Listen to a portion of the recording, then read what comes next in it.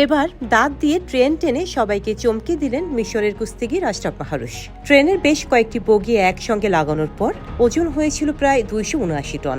আর সেই ট্রেন মাহরুষ টেনে নিয়ে গেলেন সবাইকে অবাক করে।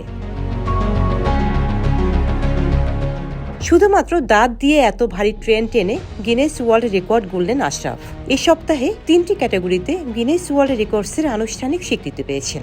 কেবল দাঁত দিয়ে ট্রেন টেনে নিয়ে যাওয়া নয়, অন্য দুটি স্বীকৃতি হচ্ছে ভারী লোকোমোটিভ টেনে নিয়ে যাওয়া এবং দ্রুততম সময়ের মধ্যে গাড়িকে 100 মিটার টেনে নেওয়া।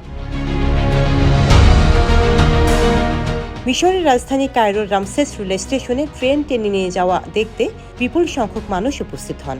আশরাফ যখন দড়িতে বেঁধে দাঁত দিয়ে 279 টন ট্রেন নিয়ে যাচ্ছিলেন, তখন উপস্থিত মানুষ উচ্ছ্বাস প্রকাশ করছিলেন। আশরাফ দাঁত দিয়ে ট্রেনটি 10 মিটার টেনে নিয়ে যান। উপস্থিত মানুষ তার এমন বিস্ময়কর কাজ উপভোগ করেন এবং বলেন, আশরাফের আসলে অস্বাভাবিক শক্তি রয়েছে। Desk report, Deshkal news.